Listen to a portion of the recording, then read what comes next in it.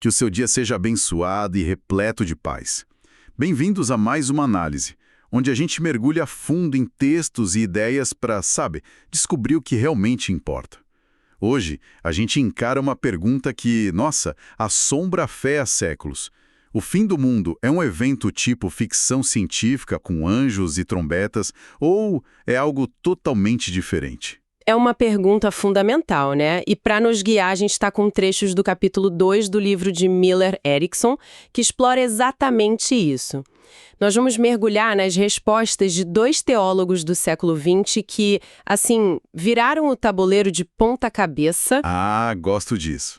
Um deles vai dizer que o apocalipse acontece dentro da pessoa, a cada decisão que ela toma.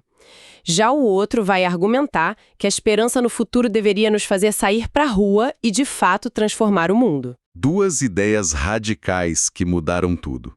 Ok, vamos desvendar isso. Vamos começar com o primeiro, Rudolf Bultmann. A fonte diz que o ponto de partida dele é um problemão. A visão de mundo do Novo Testamento é, na palavra dele, mitológica. O que ele quer dizer com isso? É tipo, a embalagem da Bíblia ficou datada? É exatamente essa a ideia.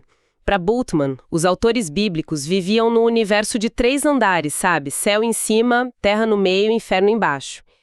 E nesse mundo, o sobrenatural estava em todo lugar. Demônios causavam doenças, anjos davam recados. E o fim de tudo seria uma catástrofe cósmica literal, com Cristo vindo das nuvens e tudo mais. Isso, e Bultmann olhou para isso e pensou: ninguém em sã consciência no século XX, com telescópios, com microscópios, vai comprar essa história. É isso, é. Uma pessoa que entende de vírus e bactérias não pode acreditar em possessão demoníaca como a causa de uma doença. E isso, segundo ele, nos deixa num beco com 3 saídas. A primeira é a do fundamentalismo.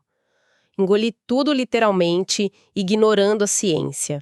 O que para ele era um suicídio intelectual. Total. A segunda saída seria a do literalismo. Pegar uma tesoura e cortar todas as partes míticas. Ficar só com a ética de Jesus, mas jogar fora os milagres, a ressurreição. O que parece uma péssima ideia.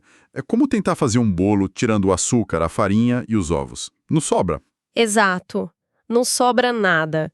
Bultmann diz que o mito está tão entrelaçado com a mensagem central que ele chama de querigma, que não dá para separar. Você destrói tudo. Certo. E aí a gente chega na terceira via, o método dele, a famosa desmitologização. Que é um nome que assusta um pouco, né? Parece que ele vai eliminar o mito. Mas a intenção é o contrário. Desmitologizar não é jogar fora o mito. É perguntar qual é a verdade profunda sobre a existência humana que essa história mítica está tentando comunicar. Ele acreditava que mitos eram a forma como culturas antigas expressavam verdades, existenciais. É aqui que fica realmente interessante. Para encontrar essa tal verdade profunda, Bultmann usa 2 palavras em alemão que são a chave de tudo: História e Geschichte.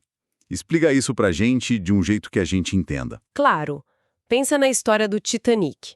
A história são os fatos brutos, o relatório do acidente. O navio bateu no iceberg em 1912, tantas pessoas morreram, as coordenadas exatas. O que uma câmera de segurança teria filmado? Perfeito. Bultmann era muito cético sobre a gente poder saber a história exata de Jesus. Certo, os fatos jornalísticos. E a Geschichte? A Geschichte é o filme do James Cameron. É o impacto que a história tem na gente. É a narrativa sobre amor, sacrifício, arrogância humana. É a tragédia que comove até hoje. Entendi. Bultmann diria que os evangelhos são muito mais parecidos com o filme do que com o relatório do acidente. O que importa não é o fato bruto, mas o significado que ele gera na vida de quem ouve. Ah, então a chave virou para mim agora. Não é sobre o que a câmera de segurança teria filmado em Jerusalém, mas sobre o que os discípulos sentiram e como aquilo mudou a vida deles para sempre. É isso. Perfeito. É essa a distinção. E ele aplica isso a tudo. Pega a cruz. A history é a execução brutal de um homem, mas a Geschichte, o significado desmitologizado, é a experiência de ser crucificado com Cristo agora. Agora? Como assim? No seu dia a dia. É morrer para o seu ego, para o seu orgulho. A verdade da cruz não seria um evento lá do passado, mas uma experiência presente. Certo, entendi a lógica dele para a cruz. Mas isso me leva a uma pergunta óbvia. E a ressurreição? Porque aí não é só um símbolo, é o pilar de tudo. Como ele desmitologizar algo tão central sem simplesmente dizer que não aconteceu? É exatamente aí que o método dele fica mais polêmico. Em termos de história, de fato bruto, ele achava a ressurreição física impossível de ser aceita pela mente moderna. Mas a Geschichte, o significado, é outra coisa. Para ele, a ressurreição acontece toda vez que a mensagem do evangelho é pregada e alguém, ao ouvir, passa da desesperança para a esperança, da morte para a vida. Então a ressurreição vira um evento no coração do crente, não um evento num túmulo vazio. Exato. Espere um pouco. Isso é fascinante, mas não soa um pouco como uma desculpa? Tipo, a história não aconteceu de verdade, mas vamos fingir que o sentimento que ela nos dá é o que importa. Para o cristão comum, isso não esvazia a fé? Essa é exatamente uma das críticas mais fortes que ele recebeu e que o livro de Erickson aponta. A fonte cita o apóstolo Paulo em 1 Coríntios 15, que diz basicamente o contrário. O que ele diz? Se Cristo não ressuscitou, a nossa fé é inútil e nós somos as pessoas mais dignas de pena do mundo. Para Paulo, a experiência transformadora, a Geschichte, dependia totalmente da realidade do evento, da história. Uma coisa não existia sem a outra. Faz todo sentido. E como essa ideia toda se aplica finalmente à escatologia, ao fim dos tempos? Seguindo a mesma lógica, o fim no mundo para Bultmann não é uma explosão cósmica no futuro. O juízo final acontece toda vez que a pessoa é confrontada com a palavra de Deus e precisa tomar uma decisão. Viver uma vida autêntica, voltada para Deus, ou uma vida inautêntica, presa nas coisas do mundo? Isso. O fim é uma realidade presente, uma decisão existencial. Uau! É uma reconstrução total. Ele pega toda aquela linguagem de Apocalipse e a transforma num drama interno, pessoal e imediato. Mas como a gente já viu, é uma visão que gera críticas pesadas. Além da questão da psicologia da fé, o livro aponta outra. Sim, a de que ele é muito seletivo com a Bíblia. Ele se apoia muito em textos de João e Paulo, que podem ser lidos dessa forma existencial, mas parece ignorar convenientemente dezenas de outras passagens que falam de um futuro literal. Com eventos concretos por ver. Exatamente. Ok. Então Bultmann nos coloca nesse drama existencial, onde tudo que importa é a minha decisão aqui e agora. É uma visão muito interna, quase claustrofóbica. Mas e se a resposta não estiver dentro de nós, mas sim no futuro, lá fora? É exatamente para aí que o nosso próximo pensador, Jürgen Moltmann, nos leva, e a história dele começa no lugar mais sombrio possível, um campo de prisioneiros de guerra depois da Segunda Guerra Mundial. Nossa. Ele viu o país dele, a Alemanha, em ruínas e, como prisioneiro, viu homens perderem toda a esperança em morrerem, enquanto outros se agarravam a uma esperança mínima para sobreviver. Isso marcou ele para sempre. Que ponto de partida poderoso. E como essa experiência moldou a teologia dele? Ao voltar, ele diagnosticou o que chamou de a grande crise do pensamento moderno. De um lado, você tinha o cristianismo que tinha um Deus, mas parecia ter perdido a esperança no futuro do mundo. A fé virou algo privado sobre salvar a própria alma e esqueceu do mundo. Isso. E do outro lado, o ateísmo, principalmente o marxismo, que não tinha Deus, mas transbordava de esperança por um futuro melhor, uma utopia na Terra. O cristianismo tinha um Deus sem futuro e o ateísmo um futuro sem Deus. Que formulação incrível! Qual foi a solução dele, então? Simplesmente dizer, cristãos tenham mais esperança?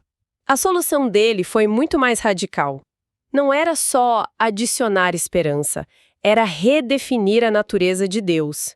Ele diz que a teologia tradicional nos deu duas imagens de Deus. O Deus além de nós, tão transcendente e distante que se torna irrelevante. Certo. E o Deus em nós, tão imanente e subjetivo que se confunde com os nossos próprios sentimentos. E a proposta dele?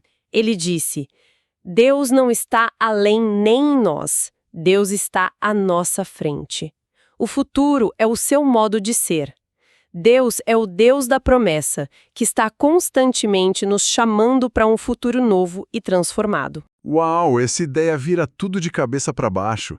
A gente costuma pensar em Deus como alguém no passado, que criou tudo, ou no presente, que nos ajuda agora. Moltmann diz: não, pensem em Deus como uma força que nos puxa para o futuro. É como se o futuro estivesse nos chamando, e esse chamado é Deus. Exatamente. E se Deus é o futuro, isso muda tudo para nós no presente.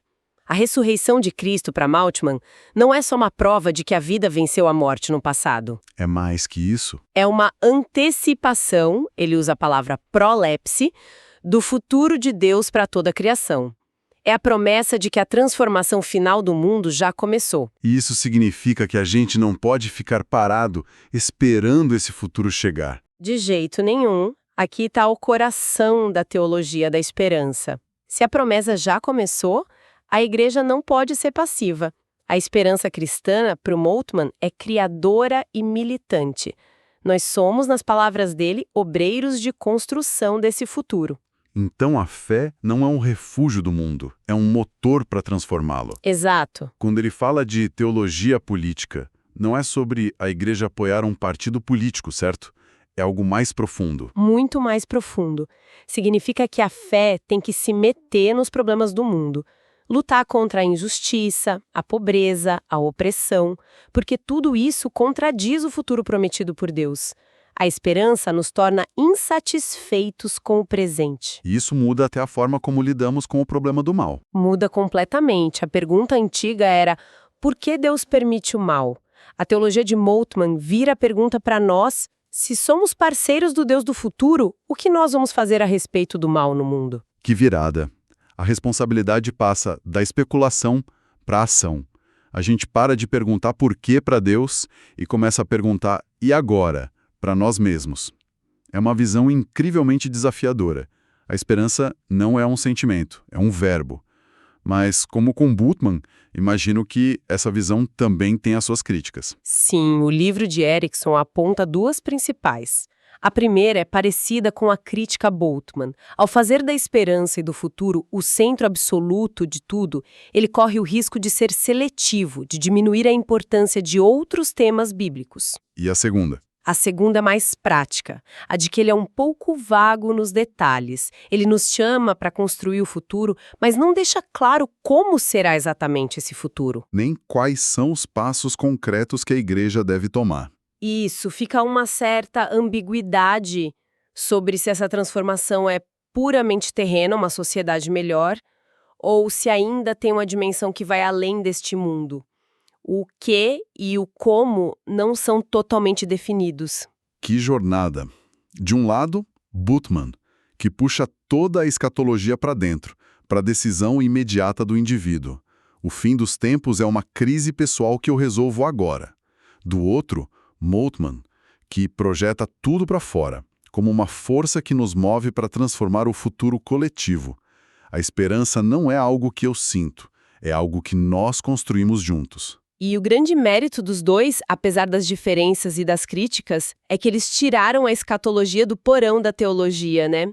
Ela deixou de ser o último capítulo esquisito e esquecido de um livro para se tornar um motor central, uma força que define o que é ter fé no mundo moderno. Isso nos leva a uma pergunta para refletir. A nossa esperança sobre o futuro nos leva a uma transformação interna, como o Bultmann sugere, ou nos compele a uma ação externa para transformar o mundo, como Moltmann defende? Ou será que uma não pode existir de verdade sem a outra? Continuaremos a explorar as ideias deste livro fascinante de Millard Erickson em uma próxima análise. Que Deus abençoe todos os ouvintes.